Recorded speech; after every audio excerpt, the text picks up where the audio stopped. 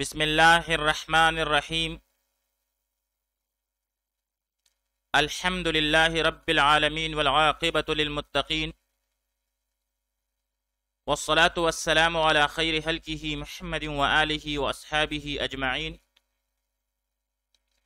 آج معلم الانشاء میں ہم چوتھا سبق پڑھیں گے جو کہ مرکب توصیفی کے بارے میں ہے، اور پھر اس کے آخر میں ہم پانچواں، چھٹا اور ساتواں مشق حل کرنے کی کوشش کریں گے۔ الدرس الرابع، چوتھا سبق، مرکب توصیفی۔ مرکب توصیفی کی تعریف کیا ہے؟ تو بھائی، مرکب توصیفی ایسے مرکب کو کہتے ہیں جس میں کسی اسم کی کوئی صفت یا حالت یا کیفیت وغیرہ بیان کی گئی ہو، جیسے الماء العذب، میٹھا پانی۔ تو یہاں پر الماء موصوف ہے اور العذب یہ صفت ہے، اور موصوف صفت مل کر یہ مرکب توصیفی ہے۔ الہواء البارد، ٹھنڈی ہوا۔ یہاں پر الہواء موصوف ہے اور اس کی صفت کی گئی ہے الباردو کے ساتھ، تو الباردو صفت ہے، اور پھر موصوف صفت مل کر یہ مرکب توصیفی ہے۔ مرکب توصیفی ایسے مرکب کو کہتے ہیں جس میں کسی اسم کی کوئی صفت یا حالت یا کیفیت وغیرہ بیان کی گئی ہو۔ پھر موصوف صفت میں چند چیزوں میں مطابقت ہونا ضروری ہے۔ ان میں سے پہلا، واحد، تثنیہ اور جمع، یعنی اگر موصوف واحد ہو تو صفت بھی واحد، اگر موصوف تثنیہ ہو تو صفت بھی تثنیہ، اور اگر موصوف جمع ہو تو صفت بھی جمع۔ اسی طرح تعریف اور تنکیر میں مطابقت بھی ضروری ہے، یعنی اگر موصوف معرفہ ہو تو صفت بھی معرفہ، اور اگر موصوف نکرہ ہو تو صفت بھی نکرہ۔ اسی طرح تذکیر و تانیث میں بھی مطابقت ضروری ہے، یعنی اگر موصوف مذکر ہو تو صفت بھی مذکر، اور اگر موصوف مؤنث ہو تو صفت بھی مؤنث۔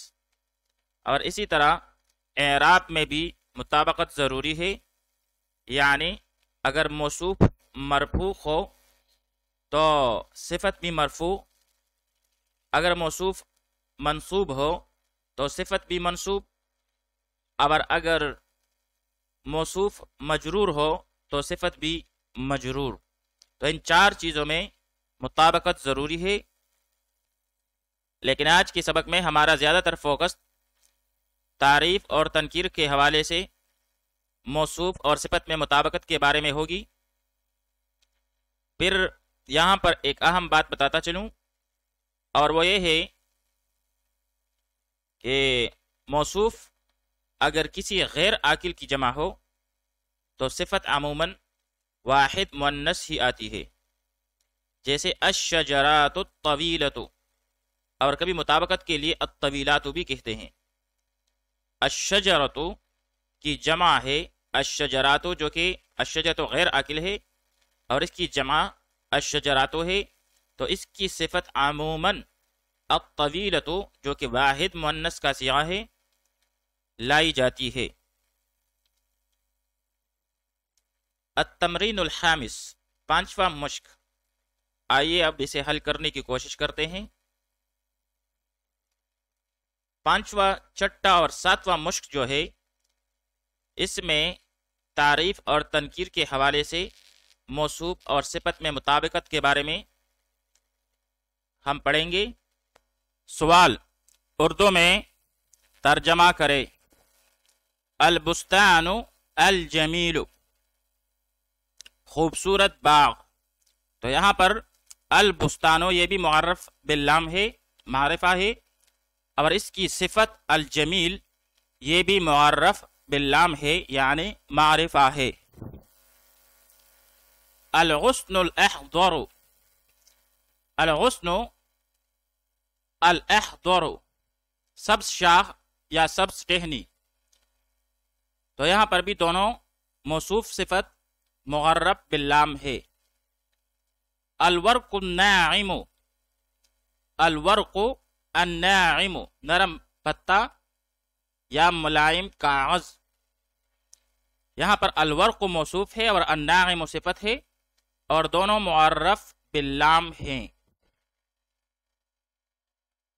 ثوب رخیص، کوئی سستا کپڑا کوئی ارزان کپڑا. یہاں پر ثوب یہ بھی نکرہ ہے جو کہ موصوف ہے اور رخیص جو کہ صفت ہے وہ بھی نکرہ ہے. قلم ثمین، قیمتی ایک قیمتی قلم. تو یہاں پر قلم جو ہے یہ نکرہ ہے اور اس کی صفت ثمین بھی نکرہ ہے اور ترجمہ بھی اس کا نکرہ والا ہوگا یعنی ایک قیمتی قلم. الرداء الخشن، کردری چادر. تو یہاں پر الرداء موصوف ہے اور الخشن اس کے لیے صفت ہے اور موصوف صفت دونوں میں مطابقت ہے اور دونوں معرف باللام ہیں. المطر العزیز، موصلہ دار زوردار سخت بارش. تو اب یہاں پر المطر جو کہ موصوف ہے وہ بھی معرفہ ہے معرف باللام ہے اور العزیز جو کہ اس کے لیے صفت ہے وہ بھی معرف باللام ہے. تلمیذ مجتہد، تلمیذ موصوف ہے جو کہ نکرہ ہے اور اس کے لیے صفت بھی نکرہ ہے اور اس کا ترجمہ بھی نکرہ والا ہوگا یعنی ایک محنتی طالب علم. الفلاح الکسلانی، سست کسان. الفلاح موصوف، الکسلانی اس کے لیے صفت اور دونوں معرف باللام ہیں یعنی معرفہ ہیں. القطار السریع، تیز رفتار ٹرین.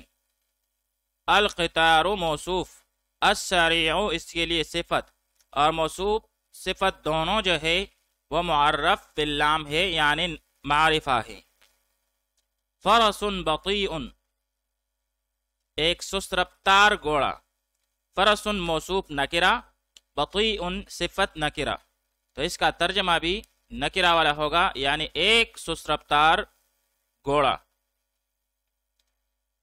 التفاح الحلو، میٹھا سیب. موصوف صفت دونوں معرف باللام یعنی معرفہ ہیں. اللیمون الحامض، کٹا لیمو. یہاں پر بھی اللیمون موصوف اور الحامض اس کے لیے صفت اور دونوں معرف باللام ہیں. اقبال الشاعر، شاعر اقبال. اب یہاں پر اقبال موصوف ہے اور عالم ہے معرفہ ہے اور اس کے لیے صفت الشاعر معرف باللام معرفہ ہے. الدین القیم، الدین موصوف معرفہ معرف باللام، القیم صفت معرف باللام معرفہ. سیدھا دین، دین مستقیم. آئیے اب چٹا مشق حل کرنے کی کوشش کرتے ہیں.